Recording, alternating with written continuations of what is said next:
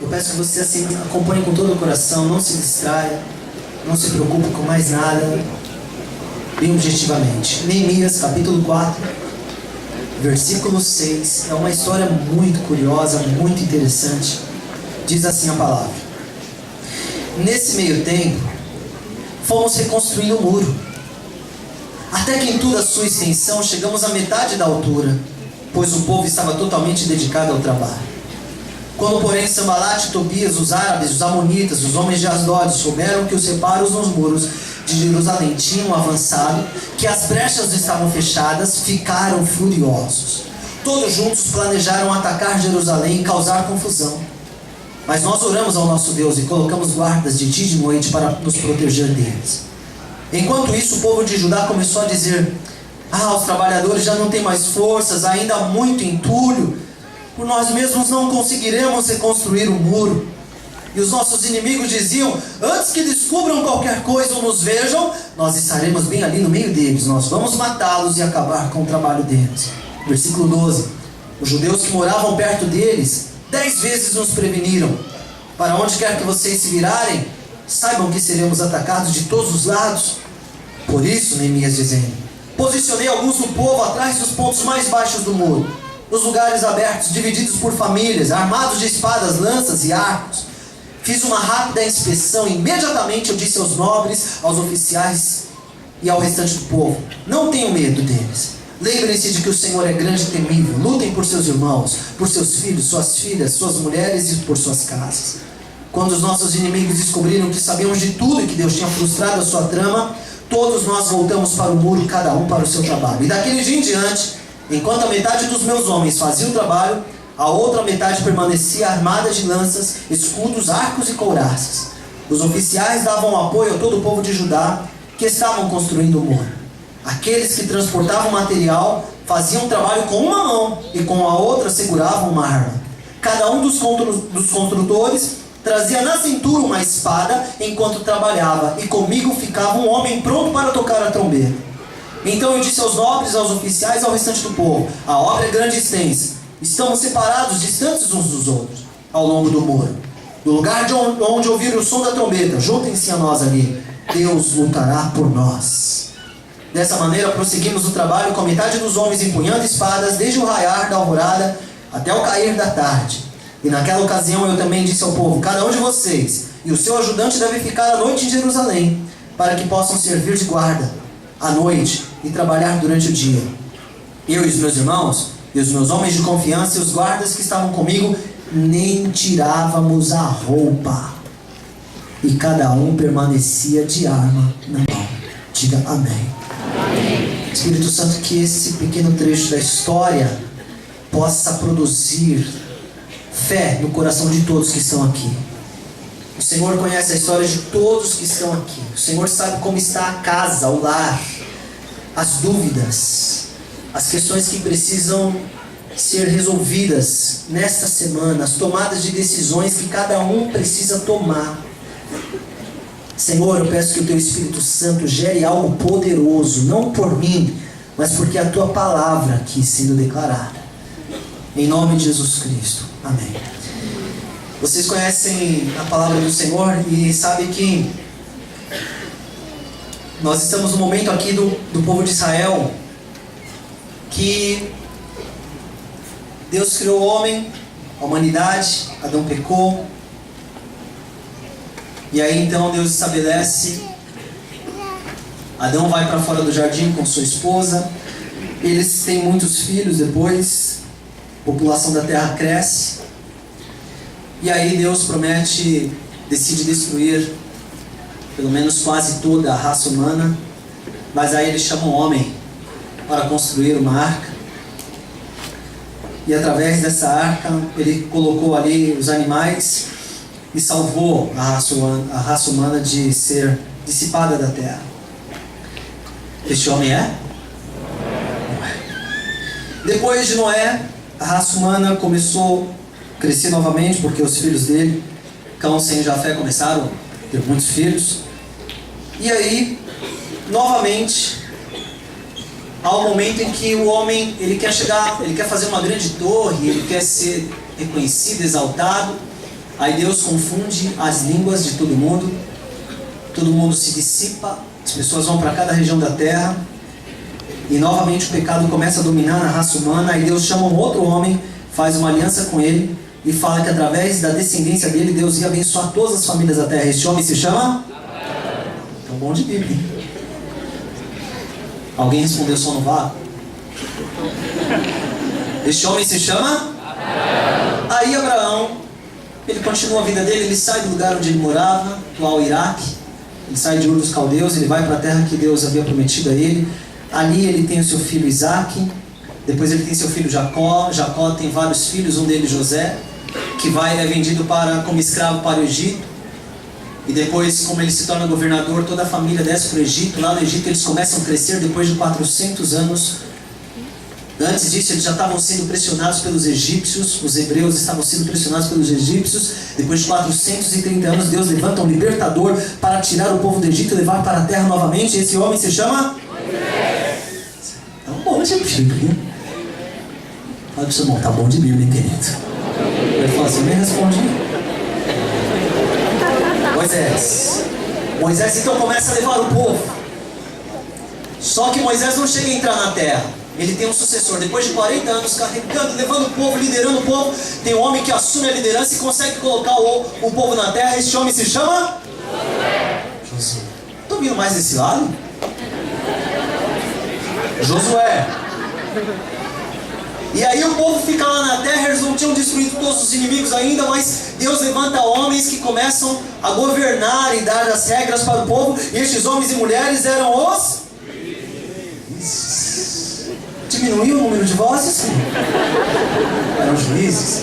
Mas aí o povo começa a olhar para o lado e falar assim, todo mundo tem rei, por que a gente quer um rei, quer um rei? Aí Deus levanta um homem que vai ungir o rei, e este homem, que era um juiz e era um profeta também, que vai ungir o rei, ele se chama bem forte, diga!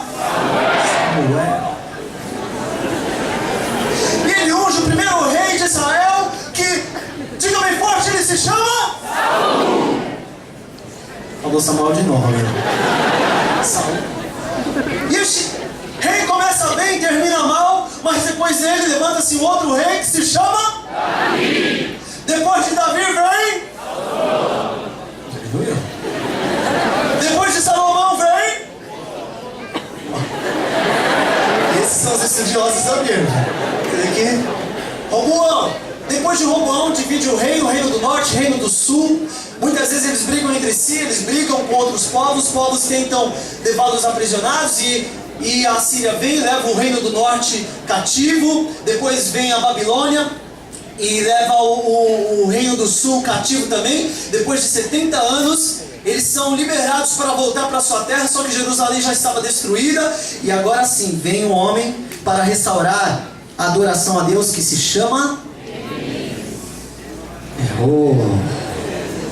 Que se chama? Esdras. E junto dele, parceiro dele para reconstruir o muro, se chama? Se chama? Mais forte? Elias. E aí a gente chegou na história. Só foram alguns séculos aqui, tá, queridos? Nós passamos em 2 minutos. O que acontece aqui? A gente vê Neemias diante de ele tem que reconstruir o muro. A gente tem que reconstruir esse muro aqui. E é interessante que agora, há 5 ou 6 semanas atrás, a gente estava lá naquela caravana com o pastor Carlos Alberto, lá em Israel. E tem alguns lugares que se passa lá em Jerusalém, dentro das muralhas, o terreno não é mais o mesmo. Mas nós estamos mais ou menos a uns 6 ou 7 metros de altura da época de Neemias. Mas eles conservam um lugar lá com vidro, onde você vê a profundidade onde está a muralha que Neemias se construiu. Só que aqui só tinha chegado na metade dos muros. Você sabe que Gesem, Sanbalat e Tobias, eles se aproveitavam da destruição de Jerusalém economicamente. Eles ganhavam com isso, eles não queriam que ninguém reconstruísse os muros. E eles começam a ficar furiosos, eles começam a ameaçar, eles falam, nós vamos matar vocês, nós vamos arrebentar, nós vamos invadir. E aí Neemias fala assim, gente, nem olhe para eles, vamos continuar seguindo o muro, construir o muro. E aí o que acontece? Parte do povo judeu, que era israelita, que estava lá na mesma visão, eles estavam na mesma na mesma missão, só que a Bíblia diz que eles moravam perto dos inimigos. Eles estavam do lado de cá do muro, mas eles moravam perto o suficiente para ouvir a voz do inimigo. E os inimigos gritavam: nós vamos matar, nós vamos entrar. E um dia eles começaram a acreditar nessa mentira. Mesmo dentro do muro, eles começaram a falar assim, lá dentro eles começaram a dizer: olha, o pessoal lá fora está falando que vai invadir aqui. Nós estamos perdidos. Gente, para que vocês estão trabalhando? Nós vamos morrer tudo. Eles vão invadir aqui, eles já avisaram, nós estamos ouvindo, a gente consegue ouvir a voz. E aí Neemias mais uma vez chama a atenção, e Neemias então olha para os lugares que ainda estavam baixos do muro, ele coloca famílias, ele coloca homens com espadas, eles falam assim: vocês vão vigiar e nós vamos conseguir. E em 52 dias eles conseguiram reconstruir o muro. Você pode dizer amém? Amém. Quais são as 3 lições que eu quero deixar aqui para o seu coração? Primeira delas, galera, eu peço que eu não vim aqui para trazer uma mensagem. Eu vou levar mais poucos minutos, mas eu quero mexer com você. Eu quero fazer 3 perguntas aqui para realmente você que é jovem, você que tem 30 anos, 35 anos, 40, é casado, você que tem 13 anos, 15, você que está solteiro, quer casar, você que é solteiro e está orando para Jesus não voltar logo, para você poder casar, fala: Senhor, Deus, você pode. Oh, Jesus,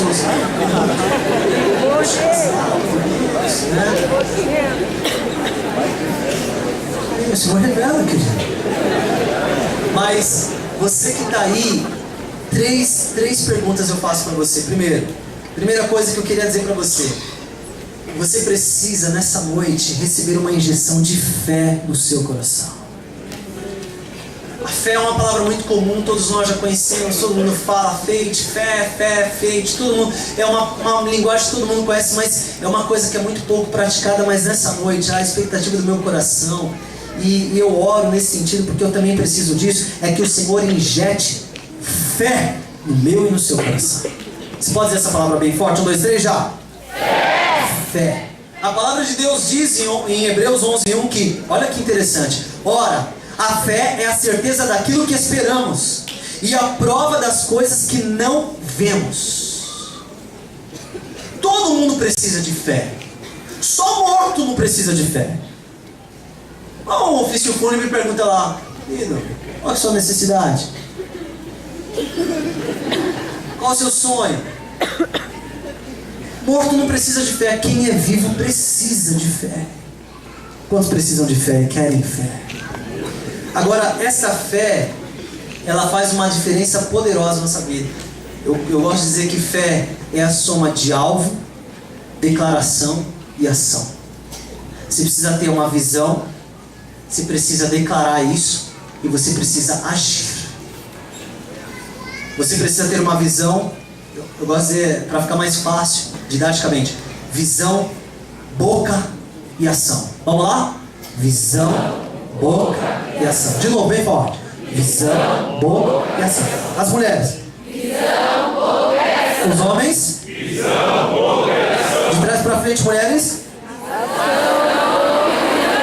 De trás para frente, homens: ação, boca e visão. De frente para trás, agora todo mundo. De frente para trás? Normalmente, todo mundo junto. Vamos lá, 1, 2, 3. Visão, boca e ação. Quem tem fé, quem fala que tem fé, porque esse negócio fala que tem fé e não tem visão, não declara isso e não age, não tem fé. Pelo menos é o que a Bíblia diz. A Bíblia diz que fé sem obras, fé que não se mostra, fé que não se manifesta, é morta. E eu e você não queremos uma fé morta. Nós vamos marcar a geração com uma fé viva. Nós vamos ter um casamento maravilhoso com uma fé viva. E você vai para o encontrão com uma fé viva. Com uma fé viva. Agora, tem que ter visão. Neemias tinha visão. Neemias tinha visão. Nós vamos reconstruir este muro. Quando ele chegou em Jerusalém, a Bíblia diz, quando ele chegou lá, ele não foi lá, olha pessoal, não, ele foi lá inspecionar a cidade, ele andou de madrugada, ele levou pouquíssimas pessoas. Por quê? Porque ele queria saber qual era a visão da situação. Tem gente que gosta de contar o sonho, nem orou direito.